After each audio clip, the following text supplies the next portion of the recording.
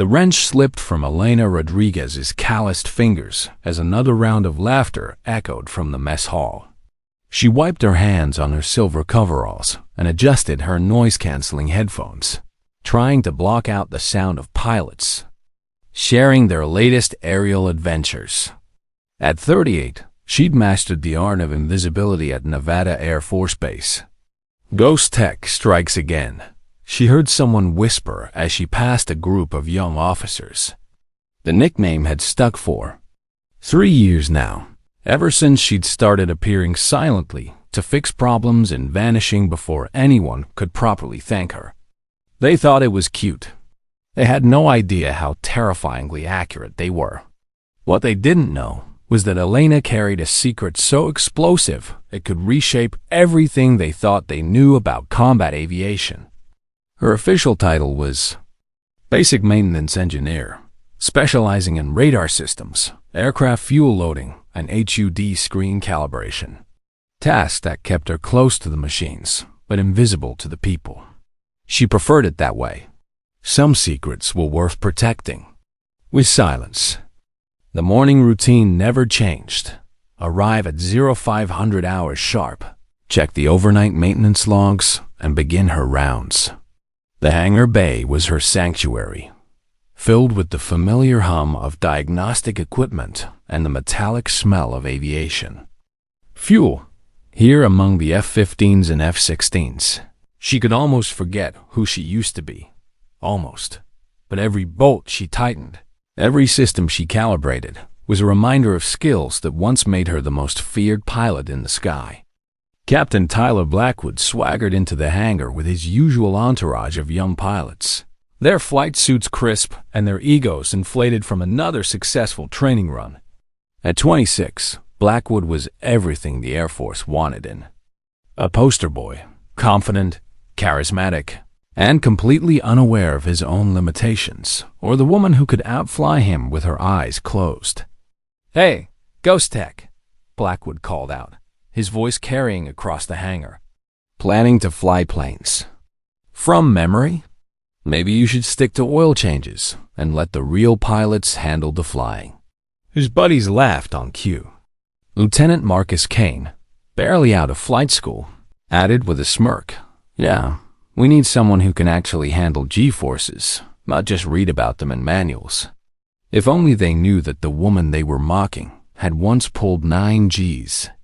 In an inverted dive while evading surface-to-air missiles over hostile territory.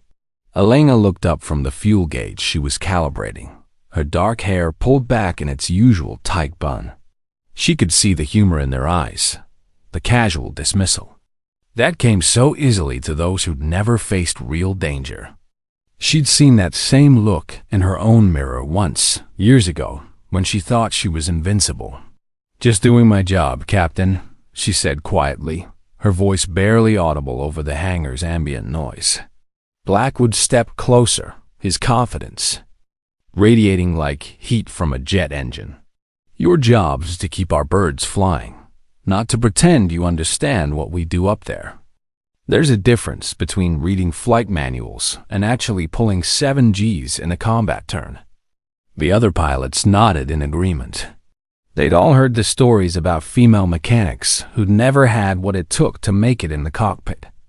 In their minds, Elena was just another wrench-turner who'd never understood the art of aerial warfare.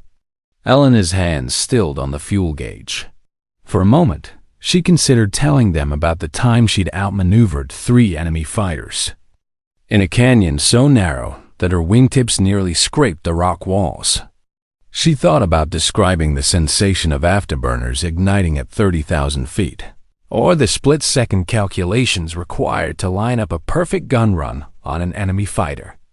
Instead, she smiled softly, closed her technical manual, and walked away. No reaction. No argument.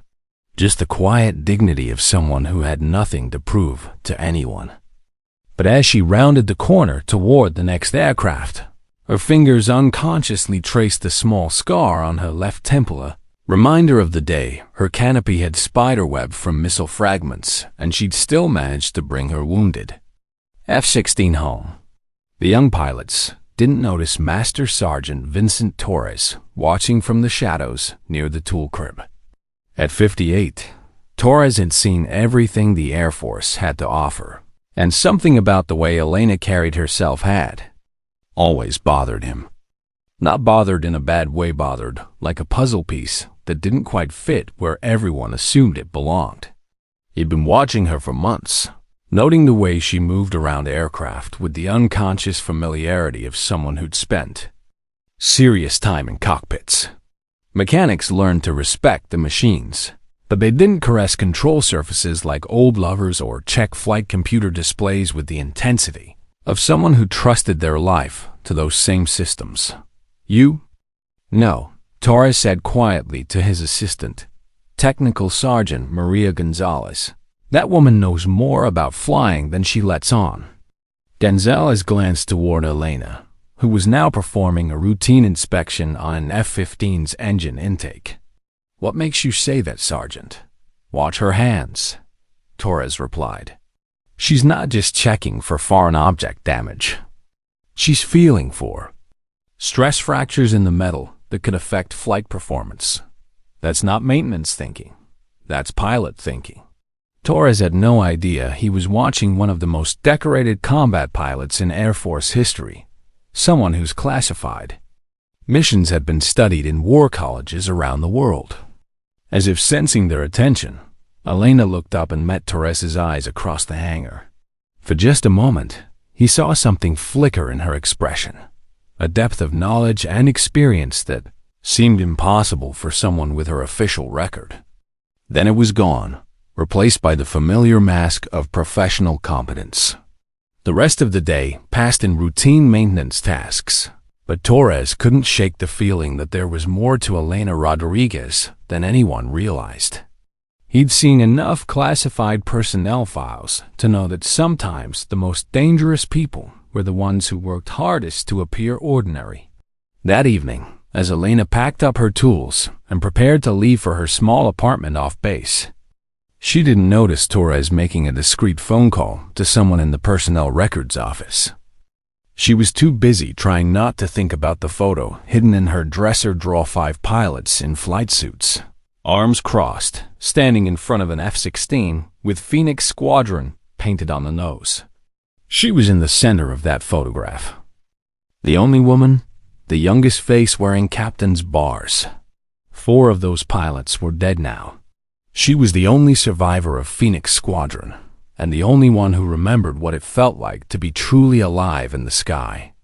But tomorrow would be another day of routine maintenance, another day of being invisible, another day of pretending that the most dangerous thing she'd ever done was calibrate a fuel gauge. The young pilots would continue their jokes, never knowing that the woman they called Ghost Tech had once been the most feared fighter pilot in the entire Air Force. Some secrets were worth keeping. Some legends were safer in the shadows.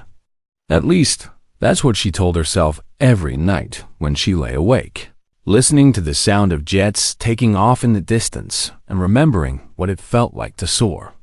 The web of suspicion tightens. The anonymous email arrived in Colonel James Mitchell's inbox at 0630 hours, marked Urgent Personnel Inquiry. The subject line read, Maintenance Technician Rodriguez, background verification required. Mitchell frowned as he opened the message. It was professionally written but unsigned, requesting a comprehensive review of Elena Rodriguez's service record. The sender claimed to have concerns about potential security clearance discrepancies and suggested that Rodriguez might have access to classified systems beyond her authorization level. What bothered Mitchell most wasn't the email itself anonymous. Tips weren't uncommon in military installations. What bothered him was the timing. Someone was deliberately stirring up questions about Elena, and he needed to know why. 3 days earlier, he'd received a similar inquiry from base security, triggered by Torres's phone call to personnel records.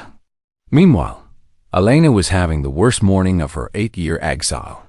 The diagnostic computer for the F-15 squadron had crashed overnight, leaving her with no way to run the mandatory systems checks required before the day's training flights. Without those checks, the entire flight schedule would be delayed by at least 4 hours. Captain Blackwood appeared at her shoulder like a bad omen. "What's the holdup, Ghost Tech?" "We've got a full training schedule today." "Computer system?" "Failure," Elena replied, not looking up from the manual reboot sequence she was attempting. "I'm working on it." Blackwood's voice carried the particular edge of a pilot whose schedule had been disrupted. "Work faster. We've got congressional visitors coming next week, and Colonel Mitchell wants everything running perfectly." Elena's fingers paused over the keyboard. She knew exactly what was wrong with the system, a corrupted driver file that would take the IT department 3 hours to identify and fix. She also knew a workaround that could have the system operational in 15 minutes, but it would require accessing administrative protocols that maintenance technicians weren't supposed to know existed. This was the moment she'd been dreading for 8 years, when her expertise would expose her true identity. "How long?" Blackwood pressed. "Standard protocol says I need to wait for IT support. Could be 3 to 4 hours. 3 to 4 hours? Blackwood's voice rose loud enough to attract attention from across the hangar. "That's unacceptable. We have million-dollar aircraft sitting idle because you can't fix a computer?" Lieutenant Kane joined the conversation, his young face flushed with indignation. "This is exactly why women don't belong in critical positions. When the pressure's on, they can't handle it." The comment hung in the air like jet exhaust. Elena felt every eye in the hangar turn toward her, waiting to see how she'd respond to the blatant challenge. She could hear the whispered conversations. Starting, the subtle shift in atmosphere that happened when professional competence became a gender issue. "I'm following standard safety protocols," she said evenly. "Aircraft systems checks can't be rushed." Blackwood stepped closer, his voice dropping to a tone that somehow managed to be both private and public. "Listen, Rodriguez. I don't know what kind of maintenance experience you had before coming here, but this is a combat-ready installation. We don't have time for by-the-book procedures when there are workarounds available." "There are no authorized workarounds for this system," Elena replied, which was technically true. The workaround she knew about wasn't in any manual. "Then maybe you're not the right person for this job," Kane added.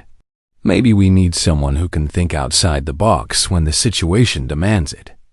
Elena looked up from the computer screen, her brown eyes meeting Kane's gaze with steady calm. If only he knew he was challenging someone who had once improvised tactics that became standard procedure for the entire Air Force. "You want me to compromise aircraft safety protocols to accommodate a training schedule? I want you to do whatever it takes to get our birds in the air," Blackwood said. "That's what we pay you for." The conversation was attracting more attention now. Other pilots were gathering, along with maintenance crew and ground personnel. Elena realized she was being put on display, her competence questioned in front of everyone who mattered on the base. She could feel the weight of their expectations, the unspoken assumption that she would either perform a miracle or prove herself inadequate. It was a no-win situation carefully constructed by people who'd never had to make life or death decisions in the span of a heartbeat. "I'll see what I can do," she said finally.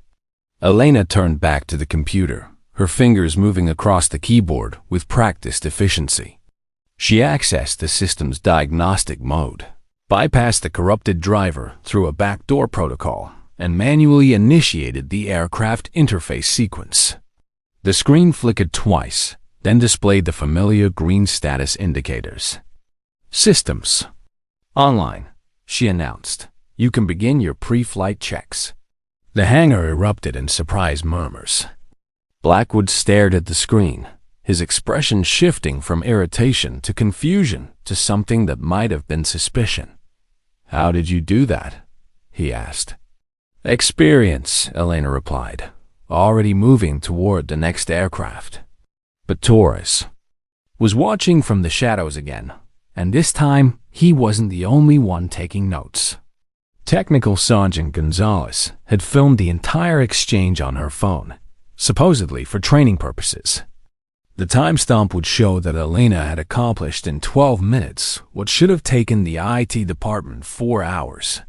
As the pilots dispersed to begin their delayed training flights, Torres approached Elena with a maintenance request form. "Need you to sign off on this inspection," he said casually. But when Elena looked at the form, she realized it wasn't a routine maintenance request. It was a security clearance verification, requesting confirmation of her technical certifications and system access levels. "Sergeant, I'm not authorized to sign clearance verifications," she said. "According to the system, you accessed administrative protocols this morning," Torres replied quietly. "That requires level 2 security clearance. Your file says you're level 1. Elena felt the first real flutter of panic she'd experienced in 8 years. The system was malfunctioning. "I used standard troubleshooting procedures." "No, you didn't," Torres said, not unkindly. "I've been fixing military computers for 20 years. What you did this morning was advanced systems administration. That's not maintenance work. That's the kind of knowledge that comes from specialized training." Their eyes met across the form, and Elena saw something that frightened her more than enemy missiles ever had: recognition. Torres knew she was hiding something, and he wasn't going to let it go. "I learned some things in my previous assignment," she said carefully. "Your previous assignment was aircraft maintenance at Peterson Air Force Base," Torres replied. "I checked. They don't teach advanced computer systems there." Elena signed the form without another word, but her hand was shaking slightly. As she walked away, she could feel Torres's eyes following her, could sense the questions multiplying in his mind like fault lines in metal under stress. That evening, she sat in her small apartment and stared at the hidden photograph for the first time in months. 5 pilots in flight suits, young and confident and completely unaware that 4 of them would be dead within a year. She'd thought she could hide forever. She'd thought her secret was safe in the classified files that only 3 people had ever read. But secrets had a way of revealing themselves when you least expected it, especially when you were too good at your job. The phone rang, startling her out of her reverie. The caller ID showed a number she didn't recognize, but the voice was familiar. "Elena, this is Colonel Mitchell. I need to see you in my office first thing tomorrow morning. We need to discuss your service record." The line went dead, leaving Elena alone with the growing certainty that her 8 years of hiding were about to come to an end. "The truth begins to surface, Colonel." Mitchell's office felt smaller than usual when Elena entered at 0800 hours sharp. The walls were lined with commendations, photographs of aircraft, and a massive American flag that seemed to dominate the space. Mitchell sat behind his desk, a thick manila folder spread open before him. "Sit down, Rodriguez," he said, without looking up. Elena remained standing. "Sir, if this is about yesterday's computer issue, I followed all safety protocols. This isn't about the computer."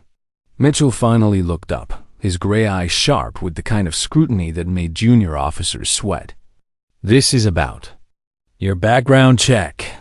The folder contained her official service record, but Elena could see additional documents clipped to the inside cover. Someone had been digging deeper than the standard personnel files, and she was running out of places to hide. "When you transferred to Nevada Air Force Base 3 years ago, you listed your previous assignment as aircraft maintenance at Peterson," Mitchell continued. "But Peterson has no record of your advanced computer systems training. In fact, they have no record of you receiving any specialized technical education beyond basic mechanical maintenance." Elena kept her expression neutral. "I've always been good with computers, sir. Self-taught, mostly." "Self-taught?" Mitchell picked up a printed report from the folder. According to Technical Sergeant Gonzalez's documentation, you accessed level 2 administrative protocols yesterday morning. That's not self-taught capability. That's specialized training that requires months of coursework and security clearance. The trap was closing with military precision. Elena realized that Gonzalez hadn't just been filming for training purposes. She'd been documenting evidence of security protocol violations. Sir, the system was malfunctioning. I used standard troubleshooting procedures. Mitchell leaned back in his chair, studying her face. Rodriguez, I've been in the Air Force for 22 years. I've seen every kind of cover-up, every kind of lie, and every kind of half-truth that people use to hide their mistakes. You're not lying to me. You're hiding something much bigger. Before Elena could respond, the office door opened. Torres entered, carrying another folder that looked suspiciously official. Colonel, you wanted to see this, Torres said, placing the folder on Mitchell's desk. Mitchell opened it and read for several long moments. His expression shifted from skepticism to confusion to something that might have been recognition. Rodriguez, he said slowly, this is a classified personnel inquiry I submitted to the Pentagon yesterday. I asked them to verify your complete service history, including any records that might be above my clearance level. Elena felt her heart rate increase. Sir, I don't understand. The Pentagon's response is interesting, Mitchell continued. They confirm that you've been serving as a maintenance technician for 8 years. But they also note that your personnel file contains classified sections that require level 4 security clearance to access. He looked up from the document. I have level 3 clearance, Rodriguez. I can access every personnel file on this base except yours. The only files that require level 4 clearance are for active combat pilots with special operations backgrounds. The silence in the office was deafening. Elena could hear her own heartbeat, could feel sweat beginning to form on her palms despite the air conditioning. Furthermore, Mitchell continued, the Pentagon's inquiry triggered an automatic security review. They're sending a team here next week to investigate potential security violations. If they find that you've been accessing systems above your clearance level, or if they discover that you've been concealing your true qualifications, you could face court-martial. Torres stepped forward. Rodriguez, I've been watching you for months. The way you move around aircraft, the way you understand flight systems, the way you knew exactly how to fix that computer yesterday. You're not just a maintenance technician. I'm good at my job, Elena said, but her voice lacked conviction. You're too good at your job, Mitchell replied. And that's what's going to get you in trouble. The colonel stood up and walked to the window, overlooking the flight line. You know what I think, Rodriguez? I think you're former military intelligence, or special operations, or something else that explains why your file is classified. And I think you've been hiding it because you screwed up somewhere along the way. He turned back to face her. Here's what's going to happen. You're going to tell me the truth right now, or I'm going to recommend that you be transferred to a non-sensitive position pending the security investigation. That means no access to aircraft, no access to classified systems, and no access to anything more sensitive than a wrench. Elena felt the walls closing in around her. 8 years of careful hiding, 8 years of maintaining the perfect cover. And it was all falling apart because she'd been too competent at fixing a computer. I can't tell you what's in my classified file, she said finally. But I can tell you that I've never compromised security, never shared classified information, and never done anything that would endanger this base or its personnel. That's not good enough, Mitchell replied. The Pentagon team arrives in 5 days. If they find evidence of security violations, you'll be facing criminal charges. Your only chance is to come clean now and hope they show mercy. Torres pulled out a chair and sat down across from Elena. Look, I've been in this business for 30 years. I've seen good people destroy their careers trying to hide things that weren't even that serious. Whatever you're running from, it can't be worse than what you're facing now." Elena looked between the two men, seeing genuine concern in their expressions. They weren't trying to destroy her. They were trying to help her avoid destroying herself. But they didn't understand what she was really hiding, or why she'd been willing to spend 8 years in exile to keep it secret. "I need time to think," she said. "You have until 0800 tomorrow morning," Mitchell replied. "After that, I file my report recommending your transfer to non-sensitive duties.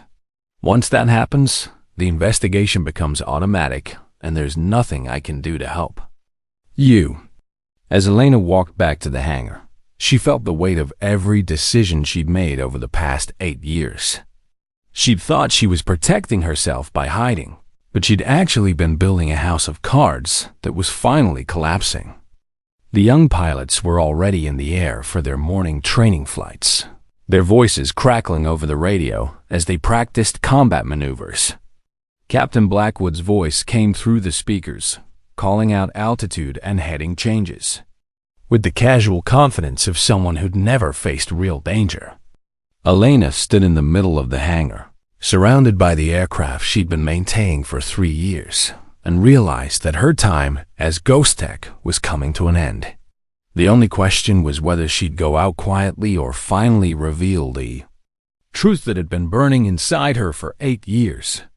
The decision point. That evening, she pulled out the hidden photograph and stared at the faces of her dead squadmates.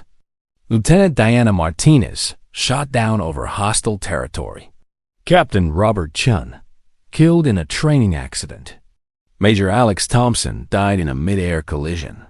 Lieutenant Commander Rachel Foster lost to mechanical failure. 4 pilots dead. And she was the only one left to remember Phoenix Squadron. The only one left to carry the weight of what they'd accomplished and what they'd lost. She had less than 12 hours to decide whether to let that legacy die with her, or to risk everything by revealing who she really was. The decision, when it came, surprised her with its simplicity. She'd been hiding for 8 years, and she was tired of being afraid. It was time to stop running from the past and start fighting for the future. The call that changed everything. Elena didn't sleep that night. She sat at her kitchen table with a yellow legal pad, writing and crossing out different versions of the same impossible conversation. How do you tell your commanding officer that you're not who you claim to be? How do you explain 8 years of deception to people who trusted you? At 0500 hours, she made her decision. Instead of going to Mitchell's office, she walked to the secure communications center in the basement of the command building. The duty officer, Staff Sergeant David Park, looked surprised to see a maintenance technician in his normally restricted area.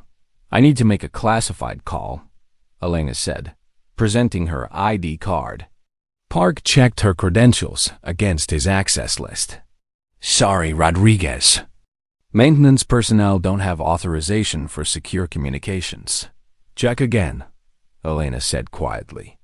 "Look for any special annotations on my file." Park frowned but ran her ID through the system again. This time, his expression changed. Completely. "Holy ... I mean, yes, ma'am. You're cleared for level 4 communications. I'll set you up in booth 3. Elena had memorized the number 8 years ago, never thinking she'd actually use it. The phone rang twice before a familiar voice answered. General Rebecca Washington, Pentagon Special Operations. "Ma'am, this is Captain Elena Rodriguez, Calcine Phoenix Hawk. I need to invoke Article 7 of the Special Operations Personnel Protection Protocol." The line was silent for nearly 10 seconds. "Captain Rodriguez, your file indicates you've been inactive for 8 years. Are you currently under duress?" "Negative, ma'am. But my cover has been compromised. I need authorization to reveal my true service record to my commanding officer." Another pause. "Stand by." Elena waited, knowing that General Washington was accessing files that existed in only one location in the entire Pentagon. Files that contained the truth about Phoenix Squadron, about the classified missions that had never been officially acknowledged, about the pilot who had voluntarily buried her own legend to escape the weight of survivor's guilt. Captain Rodriguez, you're authorized to reveal your service record to Colonel Mitchell and up to 3 other personnel of your choosing. A complete file packet will be delivered to Colonel Mitchell within 2 hours. Is there anything else you need? Just one thing, ma'am. How much trouble am I in? General Washington's voice softened slightly. Elena, you've been carrying a load that would have broken most people. The fact that you're still serving, still protecting your country, tells me everything I need to know about your character. You're not in trouble. You're coming home. The revelation at 0800 hours, Elena knocked on Colonel Mitchell's office door. He was already seated behind his desk, the same manila folder open in front of him. Rodriguez, I hope you're here to tell me the truth. Yes, sir. But first, you're going to receive a classified delivery from the Pentagon. I recommend you read it before we continue this conversation. Mitchell raised an eyebrow. You contacted the Pentagon? I contacted someone who's been waiting 8 years for me to make that call. As if on cue, there was a sharp knock on the door. A courier in military dress uniform entered, carrying a sealed envelope marked with classification stamps that made Mitchell's eyes widen. Colonel Mitchell, I have a delivery requiring your personal signature and immediate review. Mitchell signed for the envelope, checked the classification level, and looked at Elena with new respect. This is level 4 classified. How did you read it, sir? Then we'll talk. Mitchell opened the envelope and began reading. Elena watched his expression change from confusion to amazement to something approaching awe. The document was comprehensive. Mission reports, kill confirmations, commendations, and a complete record of the classified operations that had made Phoenix Squadron legendary in certain circles. Jesus Christ, Mitchell whispered. Your captain, Elena Rodriguez, Phoenix Hawk. 17 combat missions, 12 confirmed kills, 0 losses until he looked up. Lieutenant Diana Martinez was your wingman. She died covering your retreat. Yes, sir. Mitchell continued reading. After her death, you voluntarily requested transfer to non-combat duties and had your entire service record classified. You've been hiding in plain sight for 8 years. Yes, sir. Rodriguez, Captain Rodriguez. Do you have any idea what this means? You're one of the most accomplished combat pilots in Air Force history. We have young pilots here who study your missions in flight school, and they don't even know you're real. Elena remained standing at attention. Sir, I've been serving to the best of my ability in my assigned position. I've never compromised security or endangered personnel. Mitchell set down the document and studied her face. The question is, what do we do now? The Pentagon investigation team is still coming next week. But instead of investigating security violations, they're going to find one of the most decorated pilots in the Air Force working as a maintenance technician. That's my choice to make, sir. Is it? Mitchell walked to the window again. Rodriguez, we're facing a pilot shortage. Congressional funding is being cut. We need experienced combat pilots more than ever, and I've got a living legend fixing. Fuel gauges. The emergency that changes everything before Elena could respond. The door burst open. Torres entered without knocking, his face pale with excitement. Colonel, we've got a problem. Alpha Squadron is 20 minutes overdue from their training mission. Last radio contact was them reporting engine trouble over the mountain training area. Mitchell grabbed his radio. Control tower, what's the status on Alpha Squadron? The radio crackled with static. Sir, we lost contact 18 minutes ago. Their transponders went dark simultaneously. We're showing no radar contact. Send. Up search and rescue. Sir, Bravo Squadron is deployed overseas. Charlie Squadron is in maintenance rotation. Delta Squadron won't be mission ready for 4 hours. We don't have any pilots available for immediate deployment. The control room fell silent. Elena could hear the desperation in the radio operator's voice, could feel the weight of 2 missing pilots somewhere in the vast mountain wilderness. Mitchell looked at her with sudden realization. Rodriguez, you're the only combat qualified pilot on this base right now. Sir, I haven't flown in 8 years.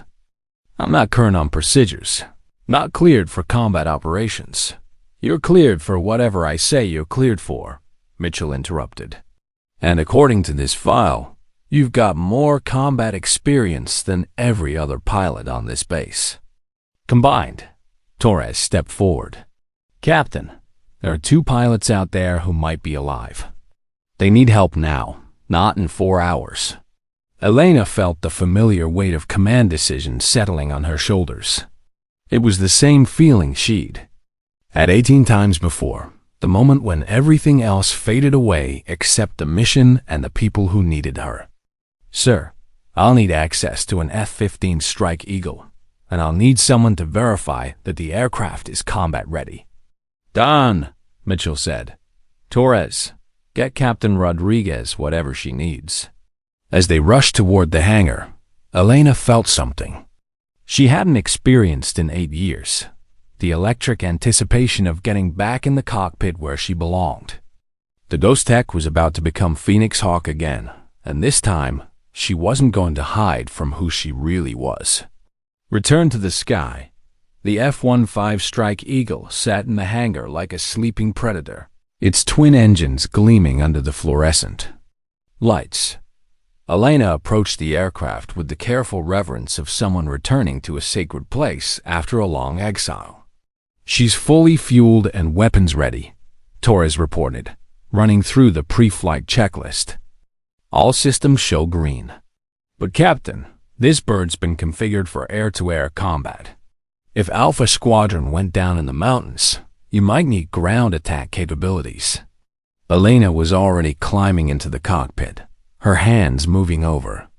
The controls with muscle memory that 8 years of hiding couldn't erase. Torres, if our pilots are down in hostile territory, I'll need whatever weapons you can load. Maverick missiles, cluster bombs, and full cannon ammunition. Hostile territory? Torres looked confused. Sir, they were on a routine training mission over the Nevada wilderness. Mitchell's voice crackled through the hangar's communication system. All personnel, this is a classified briefing. Alpha Squadron was not on a training mission.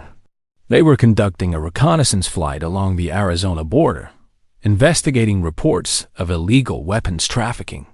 The area they were patrolling has been linked to a militarized smuggling operation. The hangar fell silent. Suddenly, the missing pilots weren't just dealing with mechanical failure. They were potentially facing armed hostiles in a combat situation.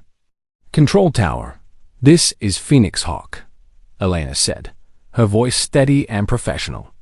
I'm requesting immediate clearance for combat operations. The radio operator's voice was shaky with disbelief. Phoenix Hawk, confirm your identity. That call sign has been inactive for 8 years. Control tower, this is Captain Elena Rodriguez. Call sign Phoenix Hawk. I'm the pilot who's going to bring our people home. Mitchell took the microphone. All stations, this is Colonel Mitchell. Captain Rodriguez is cleared for immediate combat. Operations. Phoenix Hawk is back on active duty. Elena sealed her helmet and began the engine startup sequence. The twin turbofans roared to life with a sound that sent vibrations through her entire body. For the first time in 8 years, she felt complete. Phoenix Hawk, you're cleared for takeoff. Godspeed. The F-15 screamed down the runway, afterburners blazing. Elena pulled back on the stick and climbed at a 70-degree angle, reaching 15,000 feet in less than 2 minutes. The mountain landscape spread out below her like a three-dimensional map, and she began calculating flight paths and search patterns with the tactical precision that had made her legendary. Combat. Over the desert, her radio crackled with intercepted communications. American aircraft confirmed down. Pilots ejected. Beginning ground search in Sector 7. The voices had foreign accents mixed with local dialect. Elena's blood ran cold. Alpha Squadron hadn't just crashed. They'd been shot down by the same weapon smugglers they'd been investigating. Control. This is Phoenix Hawk. I'm picking up hostile communications. Our pilots are alive, but in immediate danger. Phoenix Hawk, what's your assessment? Elena banked hard around a mountain peak and spotted smoke rising from a narrow canyon. I've got visual on the crash site. I count 6 hostile vehicles converging on the area. Request permission to engage. Phoenix Hawk, you are cleared to engage. Bring our people home. Elena felt the familiar calm that settled over her in combat situations. The noise, the confusion, the fear, all of it, faded away until there was only the mission and the perfect clarity of purpose. She rolled inverted and dove at an 80-degree angle, building speed until her aircraft was screaming through the air like a guided missile. The hostile convoy was bunched together in the canyon with no room to maneuver, a tactical error that would cost them everything. At 2,000 feet, she squeezed the trigger. The M61 Vulcan cannon fired 100 rounds in 2 seconds. 20mm shells tearing through the lit vehicle's engine block. The truck exploded in a ball of orange flame, the blast echoing through the canyon like thunder. Control, this is Phoenix Hawk. First target destroyed. Beginning second. Attack, run. Elena pulled out of her dive and climbed for altitude. The radio crackled with panicked enemy voices. We're under attack. American fighter aircraft. Request immediate air support. No air support available. Take cover. She lined up on the mobile SAM launcher, the greatest threat to her aircraft. Approaching from a different angle, using the sun's glare to mask her approach, she released 2 GM-65 Maverick missiles from 3,000 feet. Both missiles found their target. The SAM launcher disappeared in a massive explosion that shook the canyon walls. Phoenix Hawk to any American personnel in the area. If you can hear this transmission, signal your position. A weak voice responded. Phoenix Hawk, this is Alpha 2. We're alive but injured. Alpha Leader has a broken leg. We're hiding in the rocks about 500 meters east of the burning vehicles. Copy that, Alpha 2. Stay hidden. I'm calling an extraction now. Elena established a combat air patrol pattern over the area, scanning for additional threats while coordinating with the rescue team. Her hands moved over the controls with the unconscious precision of someone who had never really stopped being a combat pilot. Control, this is Phoenix Hawk. I have visual confirmation on both Alpha Squadron survivors. They're alive but need immediate medical evacuation. I'm maintaining air cover until rescue arrives. 20 minutes later, a rescue helicopter appeared. On the horizon, Elena watched through her targeting system as the crew chief rappelled down to extract the injured pilots. Both men were alive, conscious, and waving as they were lifted to safety. Control, this is Phoenix Hawk. Both pilots are secure. Mission accomplished. The legend returns when her F-15 touched down at Nevada Air Force Base. Half the personnel on duty were waiting on the tarmac. Word had spread quickly. Ghost Tech was actually a combat legend who had just saved 2 lives and completed a mission that should have required an entire squadron. As she taxied to her parking spot and shut down the engines, Elena felt her legs shaking slightly from adrenaline. But her face remained calm, professional, controlled. She popped the canopy and climbed down from the cockpit to find Colonel Mitchell, approaching with a crowd of officers behind him. Captain Rodriguez, that was some of the finest flying I've ever witnessed. We owe you a debt we can never repay. Just doing my job, sir. Like hell you were. You saved 2 lives and neutralized a hostile force that could have threatened our southern border for months. He paused, studying her face. I'm recommending you for immediate reinstatement to active combat duty. The Air Force needs pilots. Like you. Elena looked toward the hangar where her maintenance tools were waiting. With respect, sir, I'd prefer to return to maintenance. Mitchell stared at her in disbelief. Rodriguez, you can't be serious. You're one of the best combat pilots this country has ever produced. Why would you want to stay in the shadows? She thought about Lieutenant Diana Martinez, about the weight of survivor's guilt, about 8 years of carrying the memories of 4 dead squadmates. Then she looked at the crowd of young pilots watching her with new respect and understanding. Because, sir, sometimes the best way to serve is to be ready when nobody expects it. Captain Blackwood pushed through the crowd, his face flushed with embarrassment and something that might have been shame. Captain Rodriguez, ma'am, I owe you an apology. I had no idea who you were. You still don't, Elena replied calmly. I'm the same person I was yesterday. I just had a different day at work. Lieutenant Kane stepped forward, his young face serious. Ma'am, would you be willing to teach us? About flying, I mean, real flying? Elena studied his face. He was young, eager, and completely unprepared for what real combat flying demanded. Just like she had been at his age. Just like Diana Martinez had been. Show up at 0500 tomorrow. We'll start with systems checks and basic aerodynamics. If you can handle that for a month without complaining, maybe we'll talk about advanced maneuvers. Yes, ma'am. Thank you. Torres appeared at her shoulder, a knowing smile on his weathered face. Captain, I always knew there was more to you. Then met the eye. What gave it away, Torres? The way you touched the aircraft. Mechanics respect the machines, but pilots trust them with their lives. There's a difference. As the crowd began to disperse, Mitchell pulled Elena aside. Rodriguez, I understand why you want to keep a low profile. But what you did today, that's going to be classified at the highest levels. The weapons smuggling operation, the hostile contact, all of it. Officially, you conducted a successful search and rescue mission during a training accident. I appreciate that, sir. But unofficially, word is going to spread. You can't put the genie back in the bottle. Every pilot on this base now knows that Ghost Tech is actually Phoenix Hawk. Elena nodded. She'd known this moment would come eventually. The question was whether she was ready to live with the consequences of being visible again.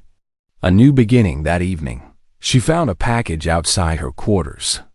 Inside was a worn flight helmet, the exact type she had used in Phoenix Squadron, with her original call sign painted on the side. Phoenix Hawk. A handwritten note was attached. We owe you, and we're still learning from you, even when you never need to say a word. The sky is lucky to have you back. Elena held the helmet but didn't put it on. Some symbols were more powerful when they remained retired, waiting for the moments when they were truly needed.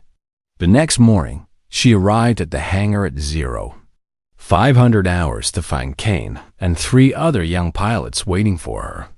They stood at attention, their faces serious and respectful. Good morning, Captain, Kane said. We're ready to learn. Elena looked at their eager faces and saw herself 8 years ago confident, capable, and completely unaware of how much they didn't know about the realities of combat flying. First lesson, she said quietly. Flying isn't about being the best pilot in the sky. It's about bringing everyone home. If you can't handle that responsibility, you have no business in a cockpit. As she began their education in real combat flying, Elena realized that her 8 years of hiding hadn't been a waste. They had been preparation for this moment when she could finally use her experience to prevent other young pilots from making the same mistakes that had cost Diana Martinez her life. The Pentagon's interest. 3 days after the rescue mission, 2 unmarked black sedans pulled up to the main. Gate of Nevada Air Force Base. The visitors wore civilian clothes but moved with the precise bearing of career military officers. Their credentials identified them as Pentagon Special Operations Review Board, the same people who had spent 8 years respecting Elena's request for anonymity. Colonel Mitchell met them in his office. The classified file about Elena's mission spread across his desk. The lead investigator, a stern woman in her 50s, introduced herself as Director Janet Phillips. Colonel Mitchell, we're here to conduct a comprehensive review of the incident involving Captain Rodriguez. What she accomplished was remarkable, but it's also raised some concerns at the highest levels. Mitchell leaned back in his chair.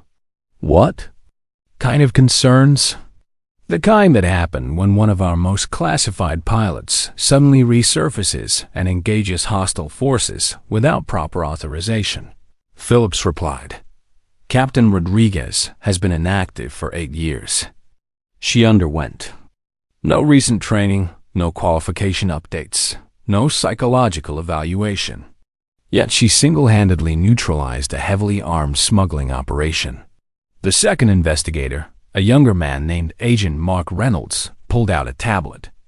Our preliminary investigation shows that Captain Rodriguez accessed classified systems, initiated combat operations without proper chain of command authorization, and engaged foreign hostile forces in what could technically be considered an act of war.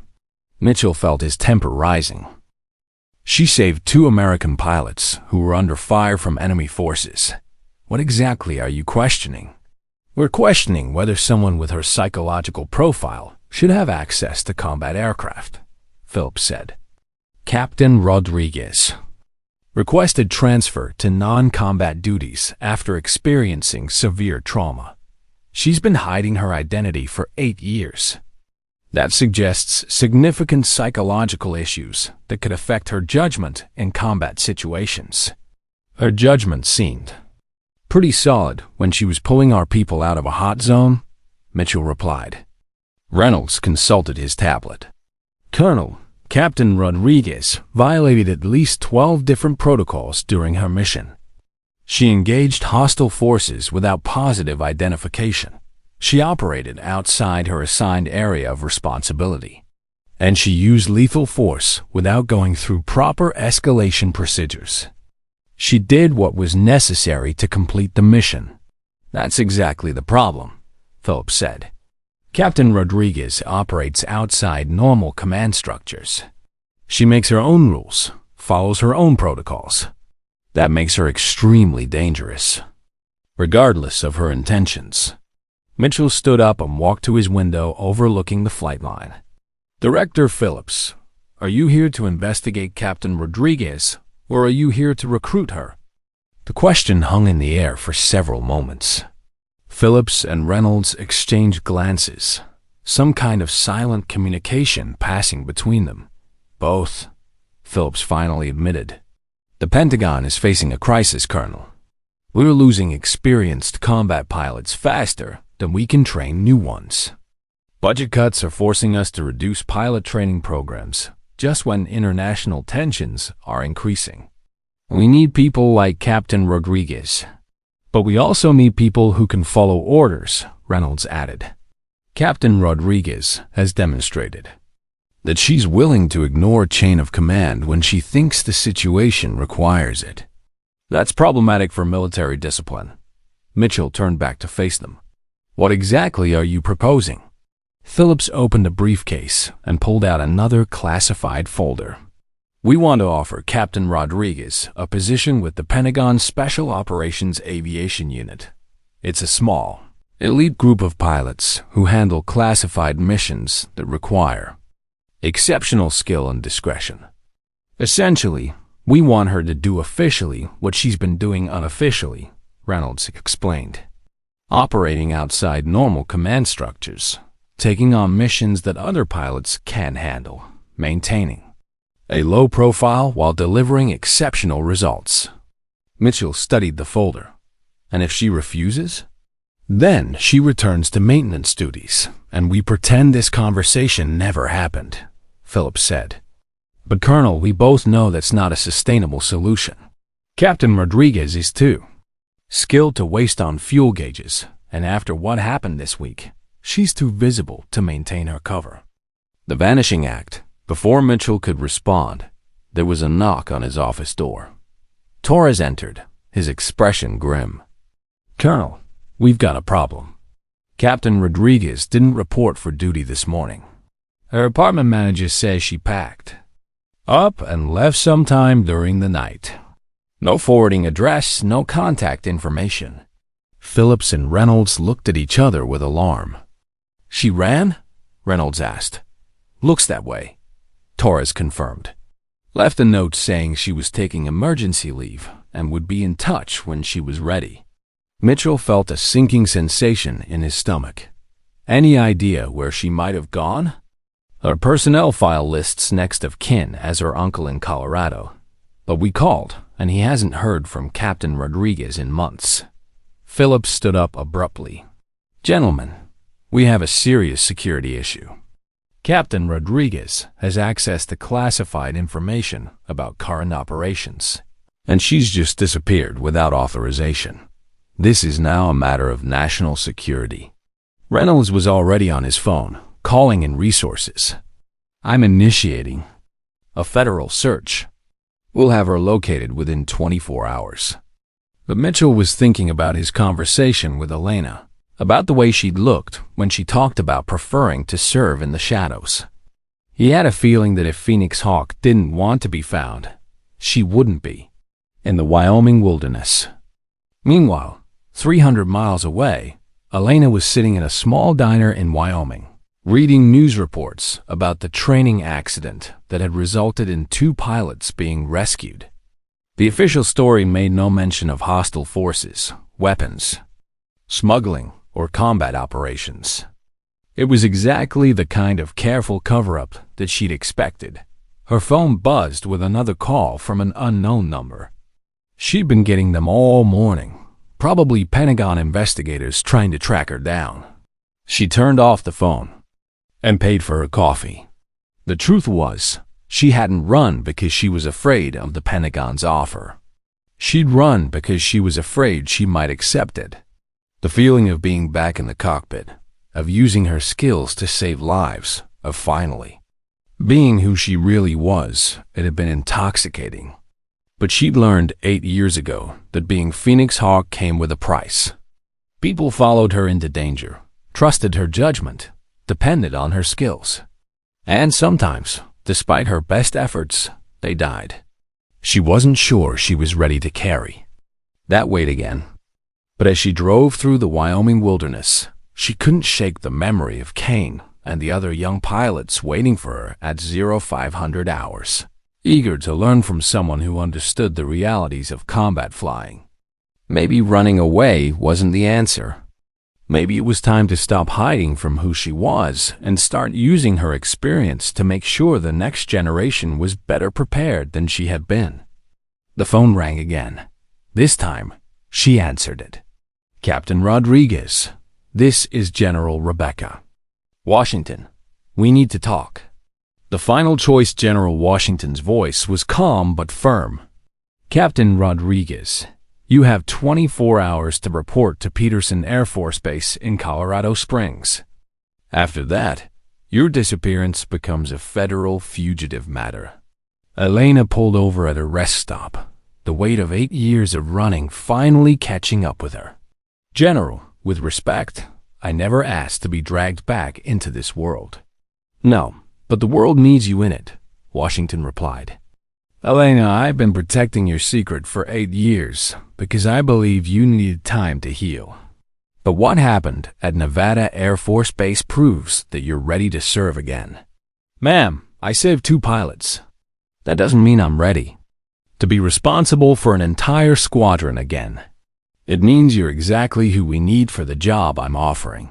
Washington's voice softened slightly. Elena, I'm not asking you to lead combat missions. I'm asking you to train the next generation of pilots so they don't make the same mistakes that cost Diana Martinez her life. The mention of Diana's name hit Elena like a physical blow. General, that's not fair. Fairness has nothing to do with it. Diana died because your squadron wasn't properly prepared for the situation you encountered. You've spent 8 years carrying that guilt, but instead of letting it destroy you, you can use it to save other pilots. Elena stared at the Wyoming landscape, thinking about Kane and the other young pilots who had been waiting for her at 0500 hours. They were eager, confident, and completely unprepared for the realities of combat flying. Just like she had been. Just like Diana had been. What exactly are you offering, ma'am? Command of the Combat Aviation Training Institute at Peterson. You'll work directly with pilot candidates who show exceptional promise but need advanced tactical training. Your job will be to turn good pilots into great pilots and great pilots into survivors. Elena closed her eyes. And if I refuse? Then you go back to hiding, and I find someone else to train pilots who will inevitably face situations they're not prepared for. How many Diana Martinez's are you willing to accept to maintain your anonymity? The question hung in the air like smoke from a missile strike. Elena realized that Washington was right. She'd been selfish in her grief, hiding her knowledge and experience while other pilots faced the same dangers that had killed her squadmates. I'll be there in 18 hours, she said finally. The Training Institute Peterson Air Force Base was a sprawling complex of runways, hangars, and training facilities nestled against the Colorado Rockies. When Elena arrived, she was met by a young lieutenant who looked barely old enough to drive, let alone fly military aircraft. Captain Rodriguez, I'm Lieutenant Rachel Martinez. General Washington is waiting for you in the briefing room. As they walked through the facility, Elena noticed the intensity of the training operations. Pilots were conducting simulated combat exercises, practicing formation flying, and running through emergency procedures with the kind of focus that suggested they knew their lives would depend on getting it right. General Washington was standing in front of a large tactical display when Elena entered the briefing room. She was older than Elena had expected, with gray hair and the kind of weathered face that came from decades of making life and death decisions. Captain Rodriguez, thank you for coming. General Washington, I'm here, but I want to understand exactly what you're asking me to do. Washington gestured to the tactical display, which showed a map of global hotspots where American aircraft were currently deployed. We're facing the most challenging operational environment in decades. Advanced surface-to-air missiles, sophisticated electronic warfare, enemy pilots with training that rivals our own. The tactics that worked 10 years ago will get our pilots killed today. She pressed a button, and the display changed to show casualty statistics. We're losing experienced pilots faster than we can replace them. The pilots we're sending into combat are technically proficient, but they lack the tactical instincts that come from real-world experience. That's where you come in, Washington continued. Your combat record is unparalleled. 17 missions, 0 losses until the final engagement. You understand how to survive in situations where other pilots fail. Elena studied the statistics. General, I've been out of the cockpit for 8 years. The technology has changed. The threats have evolved. The fundamentals haven't changed, Washington interrupted. Good pilots live, bad pilots die. And the difference is usually measured in split-second decisions based on experience and instinct. That's what you bring to the table.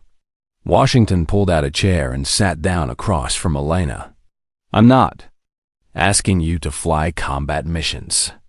I'm asking you to teach other pilots how to survive them. Take everything you learned in Phoenix Squadron, every mistake, every success, every hard-won piece of knowledge, and pass it on to the next generation. What about the Pentagon investigators? They seemed to think I was a security risk. Washington smiled grimly. Directors Phillips and Reynolds work for me. Their job was to evaluate whether you were psychologically stable enough to handle this assignment. Disappearing for 3 days wasn't ideal, but it proved that you're still capable of evading detection when necessary. That's actually a valuable skill for this position. Elena felt the pieces of the puzzle clicking into place. This was all planned, wasn't it? The investigation, the job offer, even my rescue mission at Nevada. The rescue mission was real, and you saved 2 lives, Washington replied. But yes, we've been looking for the right opportunity to bring you back. The Air Force needs what you have to offer, and frankly, I think you need this as much as we do. Washington stood up and walked to the window overlooking the flight line. Elena, you've been hiding from your past for 8 years. But your past is what makes you valuable. Diana Martinez died, but the lessons you learned from her death can save dozens of other pilots.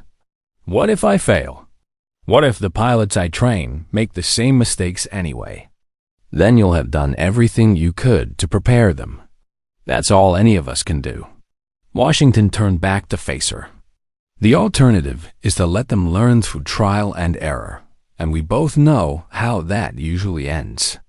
Elena thought about Captain Blackwood and Lieutenant Kane, about their casual confidence and complete ignorance of the dangers they would eventually face.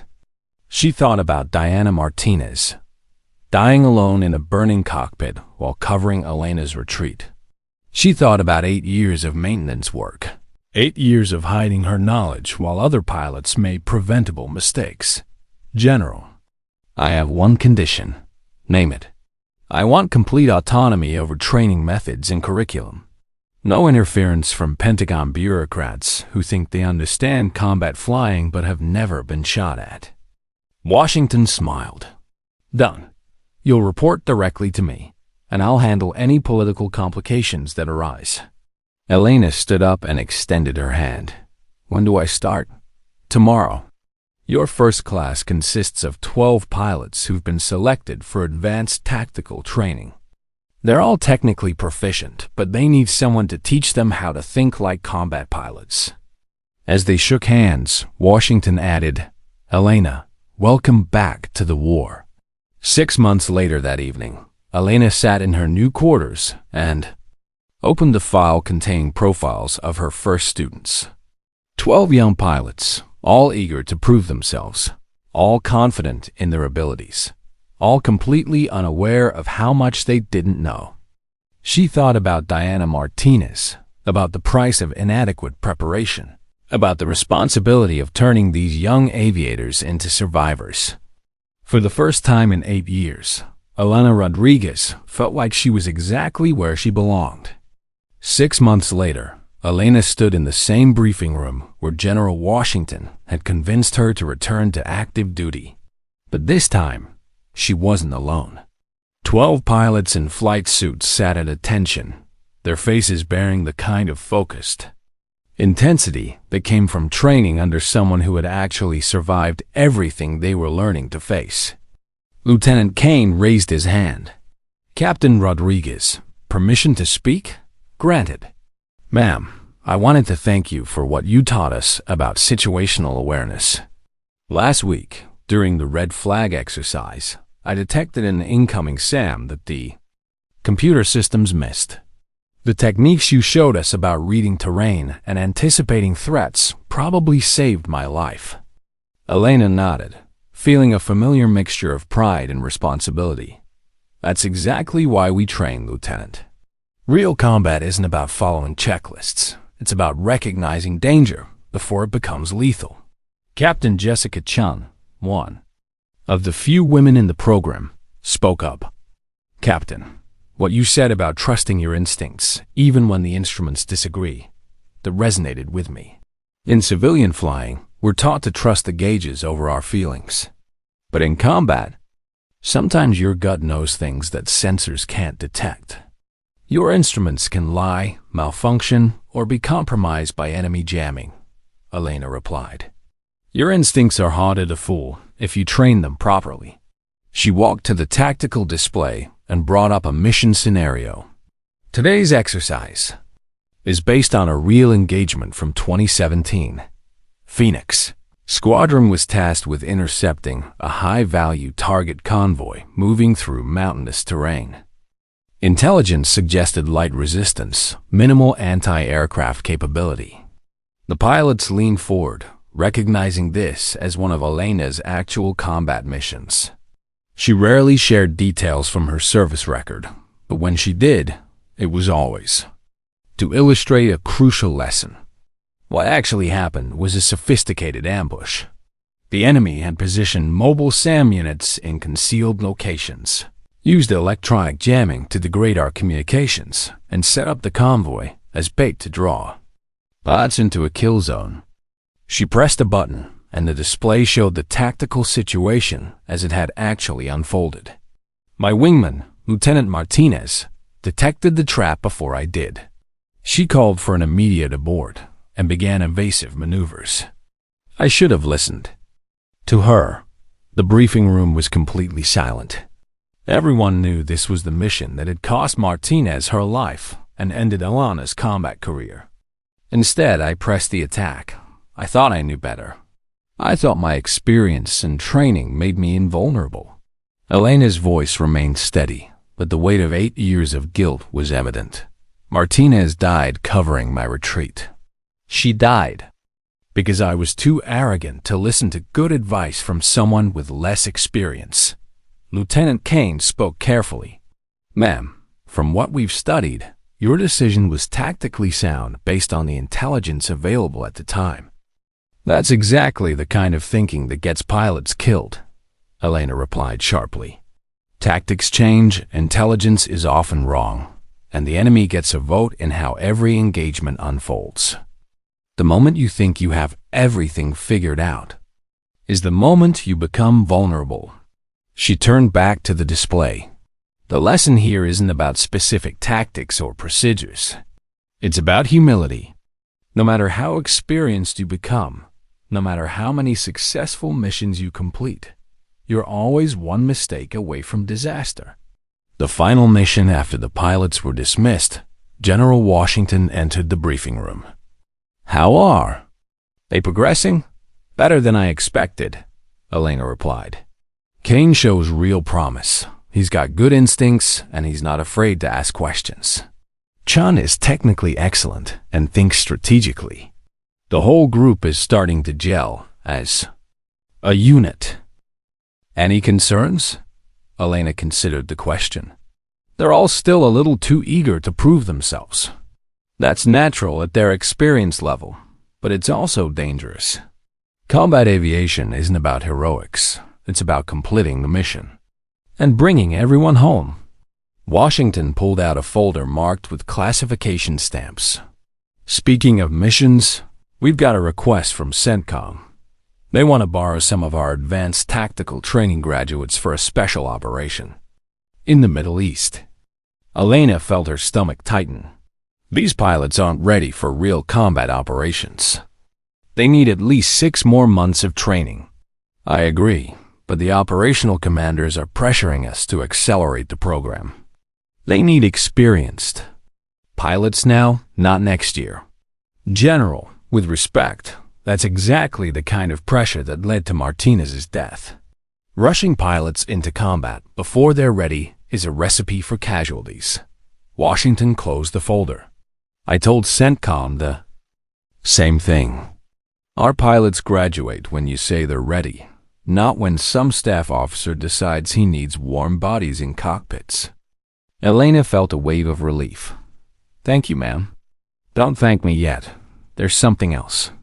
Washington walked to the window.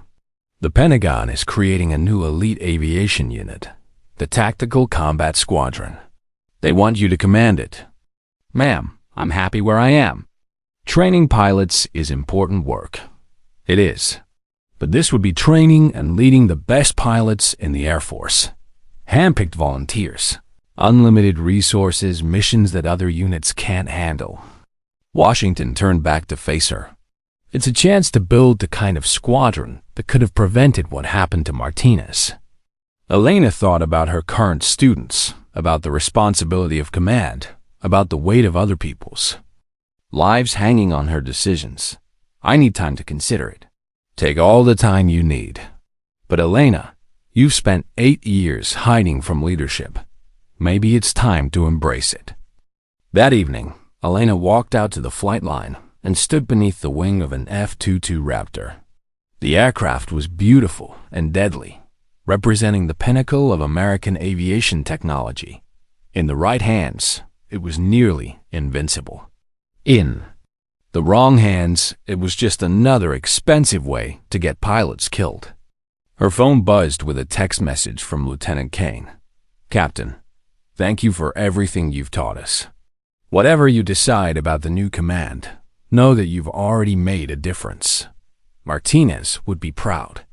Elena smiled, feeling something she hadn't experienced since before Martinez's death: peace with her past and hope for the future. She'd spent 8 years carrying the guilt of one pilot's death. Maybe it was time to focus on preventing future deaths instead of dwelling on past failures. She pulled out her phone and typed a message to General Washington. "Ma'am, I accept the command position. When do we start?" The response came back immediately. "Welcome to the Tactical Combat Squadron, Colonel Rodriguez. Your promotion papers are already in process, Colonel Rodriguez." After 8 years of hiding behind maintenance coveralls and false modesty, Elena was ready to embrace who she really was: one of the finest combat pilots in American history, and perhaps more importantly, one of the best teachers the Air Force had ever produced. The legend of Phoenix Hawk was entering its final chapter, but this time, the story wouldn't end with tragedy. This time, it would end with dozens of young pilots who were better prepared, better trained, and better equipped to survive the dangers of modern combat aviation. Martinez's death had taught Elena about the price of failure. Now it was time to teach others about the value of excellence. As she walked back toward the base headquarters, Elena thought about the photo she'd kept. Hidden for 8 years, 5 pilots standing confidently in front of their aircraft, unaware of the dangers ahead. Soon, she'd have dozens of new photos showing pilots who understood those dangers and were prepared to face them. The ghost was finally ready to stop haunting the shadows and step back into the light. Some legends hide in plain sight, waiting for the moment when the world needs them most. For 8 years, Elena Rodriguez had been that hidden legend. Now, as Colonel Rodriguez, she was ready to create new legends pilots who would carry on the tradition of excellence that had made Phoenix Squadron famous, but with the wisdom to avoid the mistakes that had made them martyrs. The sky was vast, dangerous, and unforgiving, but it belonged to those who respected its power while refusing to surrender their wings. Colonel Elena Rodriguez was ready to fly again, and this time, she wouldn't be flying alone. If you enjoyed this story, don't forget to hit the subscribe button and become a part of our Everyday Life Stories community. Where are you watching from? Drop a comment below. We love hearing from our amazing viewers around the world.